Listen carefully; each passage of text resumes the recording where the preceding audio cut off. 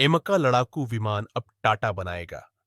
जी हां, एमका प्रोजेक्ट में हो रही देरी से परेशान होकर भारत ने अब सबसे बड़ा कदम उठा लिया है।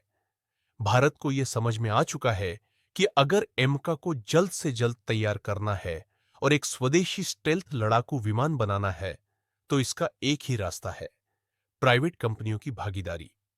खासकर वे बड़ी-बड़ी कंपनियां जिनके पास पैसा, इंफ्रास्ट्रक्चर और मास प्रोडक्शन का अनुभव है। यही कंपनियां एमका को तेजी से बना सकती है और इसी दिशा में अब बड़ा कदम उठाया गया है। रिपोर्ट्स के अनुसार भारत शुरू से ही ज्यादा से ज्यादा प्राइवेट पार्टनर को एमका प्रोजेक्ट में शामिल करना चाहता था। इसी वजह से भारत ने कई कंपनियों को इस प्रोजेक्ट में शामिल होने का न्योता दिया था। हालांकि अब दो कंपनियां फाइनल हो चुकी है। पहली है टाटा और दूसरी है एल&टी। इस प्रोजेक्ट में मुख्य भूमिका टाटा की होगी।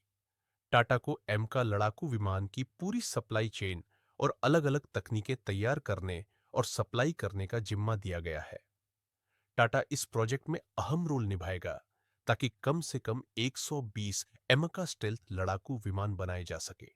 हालांकि सरकार की योजना यह भी है कि एचएल को सिर्फ तकनीकी सुपरविजन के लिए रखा जाए, यानी एचएल का काम केवल प्राइवेट कंपनियों की मदद करना होगा।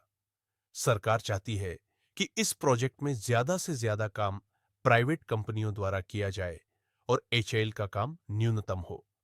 लेकिन यह तभी मुमकिन होगा जब और भी प्राइवेट कंपनियां इस प्रोजेक्ट में आगे आई, क्योंकि यह भारत के इतिहास का सबसे बड़ा डिफेंस प्रोजेक्ट है और इसे समय पर पूरा करना बेहद जरूरी है।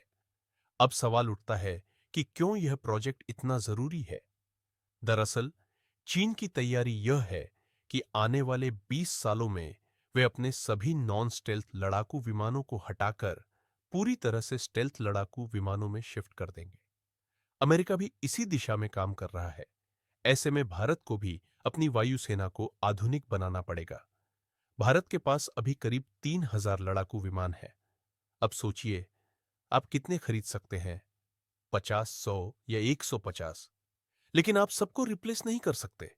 इसके लिए स्वदेशीकरण करना बेहद जरूरी है और एमका प्रोजेक्ट हमारे लिए सुपर इंपॉर्टेंट है। ये जो पहला बैच है जिसमें हम 120 एम का लड़ाकू विमान बनाएंगे, ये सबसे मुश्किल होगा।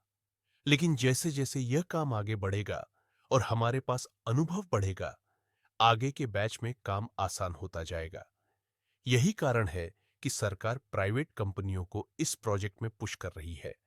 आने वाले समय में यही कदम भारत को आगे लेकर जाएगा।